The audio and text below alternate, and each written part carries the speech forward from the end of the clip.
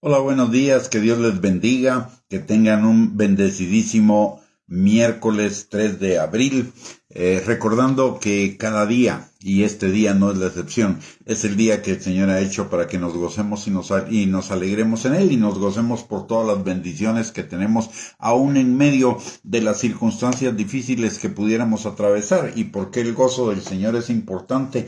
Porque el gozo del Señor es nuestra fortaleza que nos permite pasar por cada circunstancia de nuestra vida en victoria, en paz, en bendición.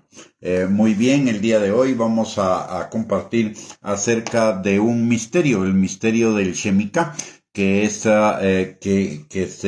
manifiesta en el día de la crucifixión de Cristo que acabamos de celebrar. El Shemitah era el sacrificio que los sacerdotes en el antiguo Israel hacían por los pecados del pueblo, para la expiación de los pecados, y la expiación es el pago de la culpa de los pecados.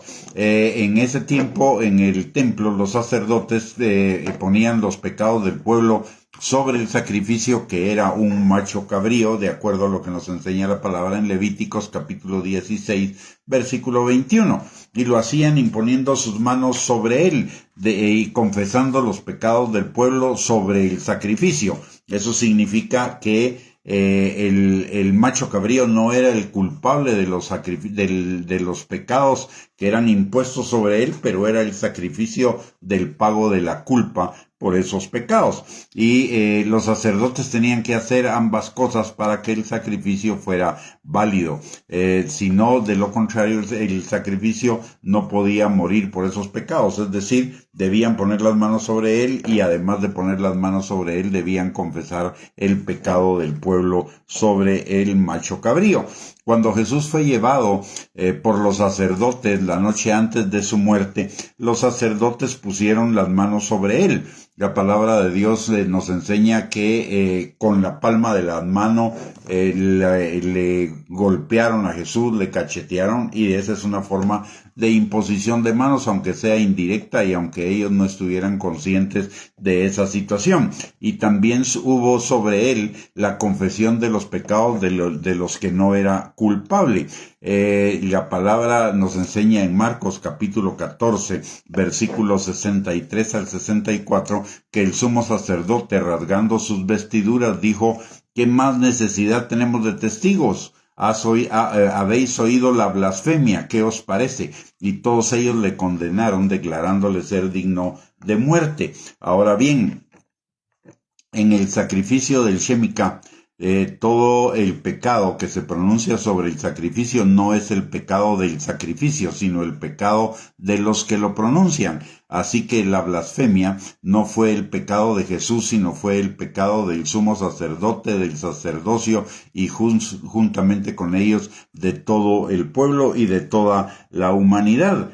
Juzgaron a Dios por blasfemar contra Dios, y en cierta forma todo pecado es blasfemia. La blasfemia es una injuria contra Dios, y la injuria es un agravio o ultraje, un dicho o un hecho que hacemos contra alguien, contra la razón de Dios, de tal manera que juzgar a Dios por blasfemia es en sí mismo una blasfemia. Y el pecado original del hombre, todo pecado nos conduce finalmente, en última instancia, es a la blasfemia que creyeron Adán y Eva en el jardín del Edén, que era la blasfemia de que ellos podían ser como Dios, de tal manera que cuando los sacerdotes en el en el día de la crucifixión de Jesús estaban poniendo sobre él el pecado de la blasfemia, realmente lo que estaban poniendo era el pecado de todos nosotros, porque todo pecado es una blasfemia contra Dios. Estaban poniendo el pecado de todos nosotros sobre él. Estaban confesando su propio pecado, pero no solo el de ellos, sino el de toda toda la humanidad. Entonces el sumo sacerdote confesó el pecado sobre el sacrificio y los sacerdotes tocaron su cabeza con las manos de la forma como ya les mencioné anteriormente. Ellos de esa forma, aunque sea indirectamente e inconscientemente, realizaron el semicá por los pecados del hombre, por los pecados de la humanidad.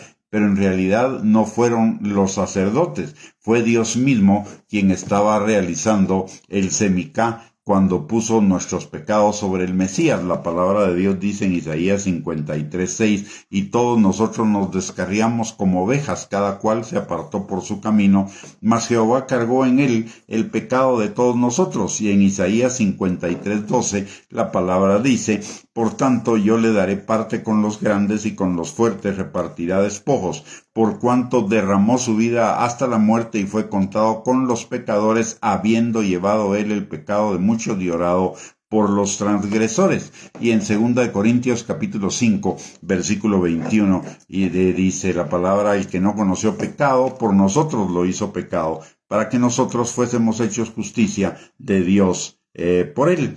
De tal manera que la enseñanza que nosotros podemos deducir de todo esto es, en primer lugar, aclarar que un misterio no es lo que realmente en el español, un misterio bíblico no es lo que la palabra en español sugiere de algo que es solo para iluminados, super espirituales, mega especiales, sino es un conocimiento de Dios que había estado oculto hasta el momento en el cual es revelado, y en el sacrificio de Cristo y en la vida de Cristo, muchos misterios que estaban ocultos y que estaban en el Antiguo Testamento, pero cuyo significado absoluto, total, real, había estado oculto, es revelado en el sacrificio de Cristo, en primer lugar.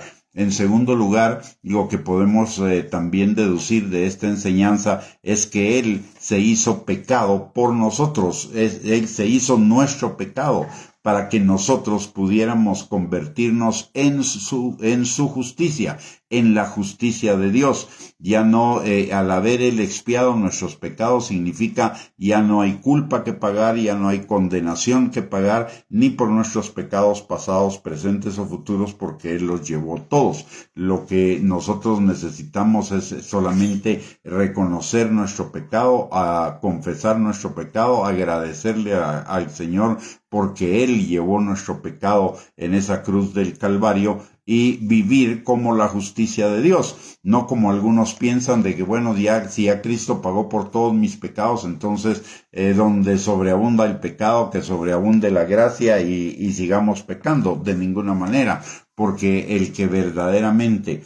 aquel por el que verdaderamente Cristo murió por sus pecados, es hecho la justicia de Dios en él. Y si es hecho la justicia de Dios, vive en la justicia, no vive en el pecado, porque si alguno está en Cristo, nueva criatura es, las cosas viejas pasaron, todas fueron hechas nuevas. De tal manera que si usted y yo estamos en Cristo Jesús, podemos ser libres de la culpa, de la condenación por el pecado, libres de la muerte, que es la paga del pecado, y podemos vivir como la justicia de Dios. Y vivir como la justicia de Dios es vivir en la obediencia a la palabra, en la obediencia a la dirección del Espíritu Santo, y en una vida creciente de victoria y de hijo de Dios. Así que si usted no le ha entregado su vida a Cristo, si usted todavía no ha sido hecho la justicia de Dios en Cristo Jesús y todavía está cargando sus pecados, hoy es el tiempo en el cual puede entregarle su vida a Cristo, y entregándole su vida a Cristo, entregar todos esos pecados para el perdón de pecados y la vida eterna. Jesús mismo nos dice en Mateo capítulo 11, versículo 28 al 30, venid a mí todos los que estéis trabajados y cargados, y yo os haré descansar, porque mi yugo es fácil y ligera mi carga. Aprendan de mí, que soy manso y humilde de corazón, y hallaréis descanso para vuestras almas. De tal manera que si usted no le ha entregado su vida a Cristo, hoy es el día, y eso se hace de una manera muy simple. Es una cuestión entre usted y Dios, y es una cuestión de su corazón. La palabra de Dios dice, todo aquel que invocar el nombre del Señor será salvo, y eso significa hablar desde su corazón con el Señor y decirle, Señor, Yo confieso que he sido pecador y te pido perdón por mis pecados, te pido que me limpies por el sacrificio que tú hiciste en la cruz del Calvario por mí, que cargaste todos mis pecados y mis culpas y mis rebeliones, y te pido que me hagas la justicia de Dios en ti. Muy bien. Con esto hemos llegado al final de esta enseñanza, de esta perla de la palabra. Que Dios les bendiga, que tengan un bendecidísimo día. Y recuerde, este es el día que hizo el Señor para que usted y yo nos gocemos en Él, y el gozo de Él es nuestra fortaleza. Bendiciones para cada uno y un abrazo.